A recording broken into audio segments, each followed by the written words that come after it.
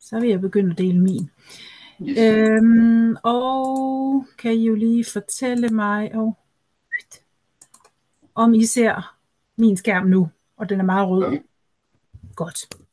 Ja, for jeg vil jo så give det her blik ind i praksis, eller kigge ind i praksis, og jeg taler, som Per også var inde på fra start, ud fra min erfaring med fællesfaglighed, og det er sådan for 3 positioner.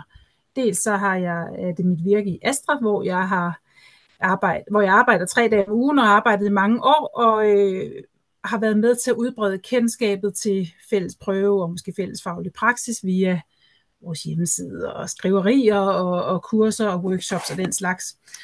Og dels har jeg en lang erfaring som beskikket censor til den fælles prøve. Alle de år, den ikke har været aflyst, har jeg været ude. Og så dels er jeg naturfagslærer på en folkeskole på Frederiksberg 2 dage om ugen, hvor jeg de seneste 3 år har haft 9. klasser. Og det jeg dykker mest ned i, det er sådan elevernes praktiske undersøgelser i forbindelse med prøven. Og det er fordi, det er sådan et af de væsentligste områder, hvor jeg ser, at der er et kæmpe potentiale, men hvor jeg måske også ser, at der er et plads til forbedring. Og nu er dagens emne jo, hvad der virker i praksis, og hvad der med fordel måske kunne forbedres. Men jeg har lovet at sige lidt om det her med målene for naturfag i grundskolen, sådan som det tager sig ud nu, i det målsetup, vi har nu, og herunder hører også lidt om prøvens bestemmelser. Så derfor har jeg taget lidt om idealet med, og man kan sige, vores kompetencemål for undersøgelse, det går jo på, at eleverne skal kunne designe og gennemføre og evaluere undersøgelser, som jeg også har skrevet her på slidet som en lille service. Det bliver i læseplanen uddybet i sådan lidt mere prosaform med, hvordan ser sådan en elev med undersøgelseskompetence ud. Og det bliver selvfølgelig også uddybet i prøvevejledningen, hvor, som også I ser over i den lyserøde boks, hvor det bliver præciseret, at det eleven så skal gøre der undervejs i de 2 timers prøve, selve den mundtlige prøve, det er, at de skal kunne stille nogle spørgsmål. Ja, det skal de faktisk gøre for inden jo, ikke? Altså, de skal stille nogle spørgsmål, der kan undersøges naturfagligt. Det gør de jo i hele den der 1,5 måned op til prøven. Og så undervejs i de 2 timer, mens de ligesom gennemfører deres undersøgelser på stedet, så fortæller de om, hvad de nu har gjort sig af refleksioner om, hvad skal der ske her i deres undersøgelse, og hvad har de af variable og data og alt det her. Det munder så ud i nogle vurderingskriterier, der ser sådan her ud fra selve bekendtgørelsen, og jeg har bare understreget det, der særligt har med undersøgelser at gøre, altså at de skal kunne forklare og begrunde valg, og så skal de igen designe, udføre, står der så i, og drage konklusioner af undersøgelserne, og så bliver det i øvrigt i vurderingskriterierne pointeret, at undersøgelserne skal ses i sammenhæng med både modeller og perspektiver, altså så det ikke er noget løsrevet. Så det er altså det, vi kigger efter, sådan ideelt set, eller også, det gør vi jo i praksis, det er det her, vi kigger efter. Hvad ser vi så ske? Det er stribevis af forsøg af den type, som jeg vil kalde illustrationsforsøg. Altså det, jeg lægger mærke til derude, det er, at i 9 ud af 10 tilfælde, så bruger eleverne det her praktiske, de har med. Det kan både være det praktiske undersøgende, det kan også være noget praktisk modellerende, det er så lidt en anden sag, men de bruger det til at vise noget om det, de siger noget om. De siger rigtig mange gange, og så har vi et forsøg om grisehud, så har vi et forsøg om albedoeffekt, så har vi et forsøg med karse, og mange gange, og det er altså ikke få gange, det er simpelthen mange gange, så hører jeg dem omtale det sådan her, så vil vi gerne vise vores produkt, og det er simpelthen lingo fra projektopgaven, og det er jo for mig problematisk, om de siger det ene eller det andet ord, men det fortæller mig lidt om, at de måske anser det praktiske, de har med, det praktiske undersøgning, de har med, som en artefakt, så det lidt spiller samme rolle, som måske, at de har bygget en model af en robot i projektopgaven eller et eller andet. De ser det som måske lidt kolorit, eller hvad man skal sige. Og det står jo i nogen form i kontrast til det, som er idealet. Her er et par billeder for at give jer billeder på nethinden, simpelthen, hvis ikke I plejer at komme i sådan nogle prøvelokaler, hvor det kan være alt fra klassiske generator for at illustrere noget hvordan er det i en vindmølle, eller nogle nedsivningsforsøg nede i venstre hjørne, de her ret klassiske opstillinger af havis og indlandsis, der smelter, albedoeffekt, og så allehånde dyrkningsforsøg, altså vækstforsøg, som alt sammen ingenting fejler. Altså, men det kommer meget an på konteksten. Altså, hvad skal det bruges til? Hvad bliver det brugt til at sige noget om? Om ind imellem, så er det altså sådan, at de siger ligesom bare noget. De fortæller en hel masse selvfølgelig, og så viser de lidt, ja, der kan I se, når vi stikker termometeret ned i dåsen her, der er sort, så er det varmere end i den hvide. Og så kan de enten af sig selv, eller også så spørger vi til det, jo godt komme med nogle overvejelser om hypotese, eller argumentere for deres variabelkontrol. Men mange gange så er det altså, min oplevelse, at det er en lidt flad omgang, fordi de indimellem simpelthen ikke har gjort sig nogen selvstændige tanker om det her. Det er præcis beskrevet i en kopimappe, eller på YouTube, eller hvor de har set, fået ideen. Det betyder ikke, at de ikke godt kan backtracke og sige, om hvad for nogle variable er i spil og sådan ting. De kan godt komme med nogle overvejelser, for det skal jo heller ikke lyde som om, at det er nød og elendighed det hele. Men der er et stort element af noget showing and telling på en eller anden måde. Nå, men det et andet nedslagspunkt, hvor jeg ser sådan ideal og praksis clashe lidt, det er ideen om om at eleverne ligesom stiller nogle spørgsmål, og de manifesterer sig i nogle problemstillinger og arbejdsspørgsmål, og så går de ellers i kødet på det. Meget ofte så ser jeg eleverne gå baglæns, kalder jeg det, i problemlogikken. For i den bedste af verden, når så er det, som der står til venstre der, vi har trukket skov, okay, hvad vil vi gerne finde ud af omkring skov? Jamen, der er måske nogen, der har hørt noget om mangrove-regnskov, og det kunne da være spændende. Det havde de ikke selv arbejdet med, de skulle arbejde med noget nyt. Hvordan vil vi så undersøge det? Og så bevæger man sig på en eller anden måde ned af projekttrappen, nu er den i en naturfaglig variant her til højre i billedet, og graver sig dybere og dybere ned, og så bliver det stadig mere konkret. Men i praksis, så ser jeg dem simpelthen sådan her, sige, vi har trukket skov, måske vi har trukket skov, hvad kender vi? Der kunne have noget som helst med skov at gøre, som vi kan vise. Okay, der var den der med at grave nogle kartoffelfælder, eller hvad ved jeg. Hvordan kan vores spørgsmål så lyde? Og det er jo super pragmatisk og altså helt forståeligt, men det står jo på en eller anden måde i kontrast til det der med at formulere nogle spørgsmål, der kan undersøges naturfagligt, så designe undersøgelser, og så finde ud af, hvad der kommer frem af de undersøgelser. Men de sætter sig, som de kloge væsener, de jo også er, ind i prøvens krav. Aha, vi skal vise noget praktisk. Hvad for noget praktisk kender vi, som vi kan vise? Og det er altså ikke min mening at lyde sådan totalt desillusioneret, fordi det er ikke nød og elendighed det hele overhovedet.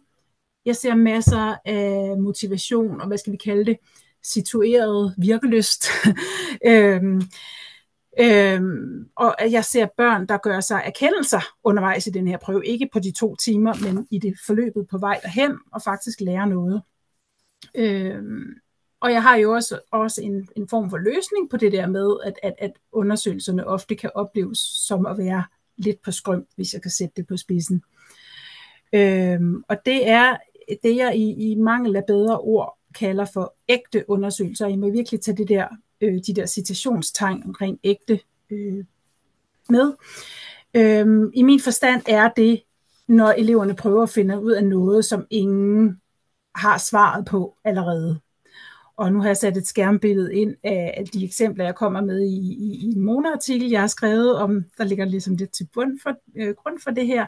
Men altså, et ægte spørgsmål kunne jo sådan set være, hvordan er jordbundsforholdene her, når vi sammenligner med jordbundsforholdene her? Altså her og der. Eller hvordan er vandkvaliteten i den her sø, og sammenlignet med råvand fra et vandværk fra samme område, hvis det giver faglig relevans selvfølgelig i forhold til problemstillingen. Men hele humlen er, at det arbejdsspørgsmål, der ligger op til, at de foretager nogle konkrete undersøgelser, meget gerne lokalt og meget gerne ude i den her virkelighed, som er omkring skolen. Men selvfølgelig kan det også være indenfor, altså det kunne være luftkvalitet inde i kælderen eller et eller andet. Men essensen i det er, at det er en sammenligning mellem to steder, eller mellem egne og andres data for eksempel. Og at ingen kan kende svaret på forhånd, og det er det, der er ægte i det. Fordi enhver kan jo læse sig til eller se en video med svaret på forhånd om, hvad der måske sker, når man sætter margarine til at smelte på et sort stykke pap eller et hvidt stykke pap, som jeg nogle gange har set albedo-effekten vist ved hjælp af, som jo ikke fejler noget, og som er fundet på TikTok. Og det fører mig frem til at spørge, og det er altså med en vis fare for at lyde polemisk, men jeg mener det faktisk ægte og uden citationstegn. Er det idealet eller praksis, der skal justeres, eller sådan begge dele? Fordi det er jo selvfølgelig nærliggende at spørge, om ikke bare også naturfagslærere kunne vejlede eleverne lidt bedre i forbindelse med prøven, og undervise dem lidt bedre undervejs til at bringe det praktiske i spil på bedre måder. Og der ligger selvfølgelig noget der. Men man kunne også spørge, om det er at sigte for højt, at 15-årige skal lave undersøgelsesdesign, hvor de ikke sådan reproducerer nødvendigvis noget kendt, lidt sat på spidsen, eller om det er at satse for meget, når man tænker, at problembaseret arbejde også motiverer i prøvesituationen, sådan så det er elevernes dybt følte undring og nysgerrighed for at blive klogere på verden, der skal drive værket. Jeg går ikke i rette med, at det er veldokumenteret, at problembaseret tilgang motiverer i undervisningen. Men hvilken rolle spiller det undersøgende arbejde så i det? Og så bevæger vi os måske over i sådan en nærmest klassisk diskussion blandt naturfagsdidaktikere, hvilken rolle det praktiske arbejde spiller for erkendelsen, altså elevernes erkendelse, og hvordan man i så fald skal orkestrere det praktiske arbejde, sådan at det ikke bare er en påvisning eller en illustration af de fænomener, de nu behandler. Så et spørgsmål til den dialog, I skal have om lidt, når jeg er færdig med at tale, det kunne for eksempel være, altså hvilken rolle er det ønskværdigt og samtidig realistisk, at det praktiske skal spille i en fælles prøve i fremtiden. Og med det med fremtiden, så er vi hen ved det næste område, jeg har lovet at komme ind over, netop lidt om dannelsesmål i grundskolen og i naturfagene i grundskolen, og sådan sammenhængen til folkeskolens formålsniveau.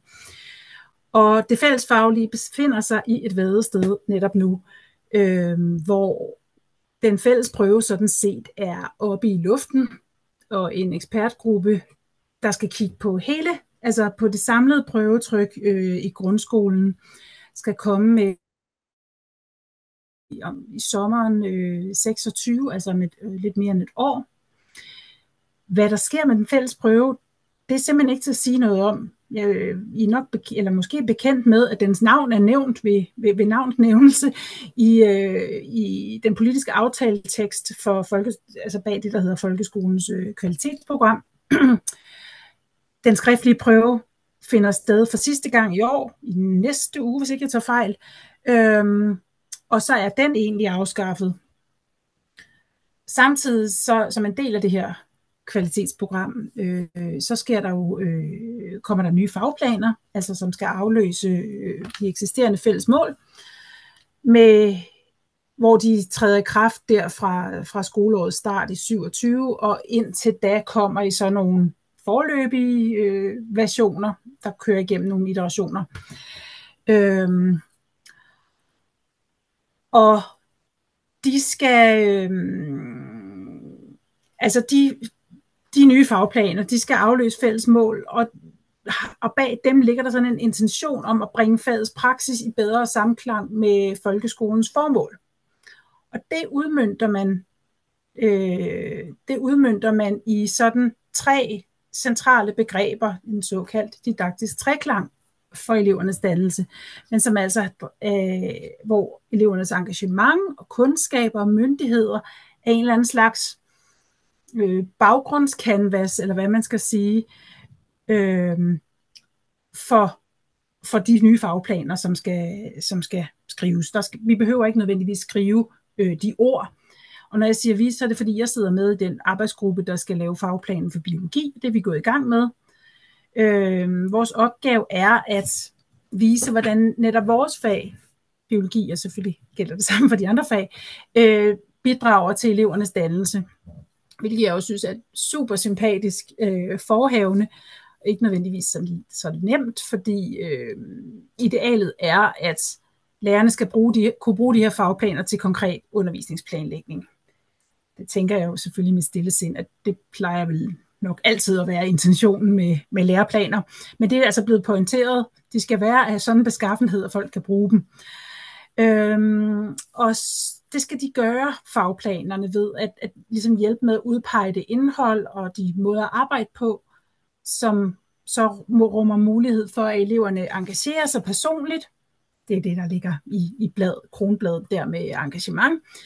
At de lærer noget, de kan bruge nu og i fremtiden, som vel knytter an til deres kundskaber, og som på den måde gør dem i stand til at handle kompetent nu og i fremtiden, og det har med deres myndighed at gøre. Og det er altså det, man ligesom kan sige til sammen udgør fagenes dannelsesbidrag. Det vil man, som jeg forstår det, godt kunne forstå sådan relativt synonym med det at være naturfaglig kompetent i den definition, som ligger bag ved de fællesmål, som vi kender i dag. Altså forenklet fællesmål, og her har jeg taget et lille klip med fra den, der hedder Master til forenkling af fællesmål, som er sådan det baggrundsdokument, skrivegrupperne dengang for 10 år siden skulle lave, mere end 10 år siden, skulle lave fællesmål ud fra. Hvor vi jo får forklaret, at kompetencer ligesom omfatter viden og færdigheder, og ikke alene bare det. Det er jo ikke bare summen af det, men det er også rummer, at man kan reflektere over sin viden og færdigheder andet sted, så jeg kunne ikke finde det lige her, men der får vi altså også belæg for ligesom at have handling, med henblik på handling, med ind i den sammenhæng. Jeg plejer at tegne det sådan der, som jeg lige har klikket ind op i højre hjørne, som ingredienserne i kompetence, i den forståelse, der er lagt frem her. Jeg er klar over, at det kan defineres på mange måder, men jeg forholder mig til, hvad ligger det ligesom bag fællesmål. Og så har jeg så spekuleret som en gal over, hvordan det så vil stå i de nye, altså hvordan vil kompetencebegrebet stå eller ikke stå i det nye setup med de nye fagplaner. Fordi nu har det kompetence i en eller anden form fundet fodfæste ude i grundskolen i løbet af de sidste 10 år. I hvert fald på den måde, at vi har nogle kompetenceområder, som jo er fælles for naturfagene på tværs og på langs, og som rigtig mange lærere og elever er dus med.